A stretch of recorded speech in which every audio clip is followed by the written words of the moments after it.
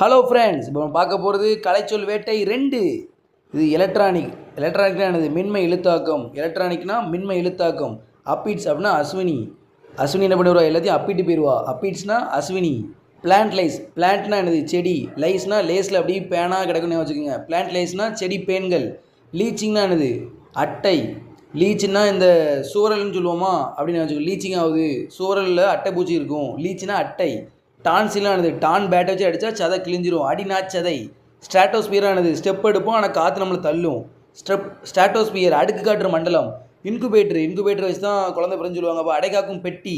Vessels என்னது? Vessels அம்மா நல்லா கழுவிட்டு இருப்பாங்க அப்படின்னு வச்சோம். மெசில்ஸ்னால் அம்மை. வேக்சினேஷன்னா என்னது? நமக்கு ஏதாட்டு ஊசி போட்டாங்கன்னா அம்மான்னு கத்துவோம், அதான் அம்மை குத்தல். வேக்சினேஷன் அம்மை குத்தல். ஃபேட்டி ஆசிட்ஸ் கொழுப்பு அமிலம். எலக்ட்ரானிக் மின்மை எழுத்தாக்கம். அப்பீட்ஸ் அஸ்வினி. பிளான்ட் லைஸ் செடி பேன்கள். லீச் அட்டை. டான்சில் அடிநாச்சதை. ஸ்ட்ராட்டோஸ்பியர் அடுக்கு காற்று மண்டலம். இன்குபேட்டர் அடைகாக்கும் பெட்டி. மெசில்ஸ் அம்மை. ஃபேசினேஷன் அம்மை குத்தல். ஃபேட்டி ஆசிட்ஸ் கொழுப்பு அமிலம். Thank you friends, subscribe.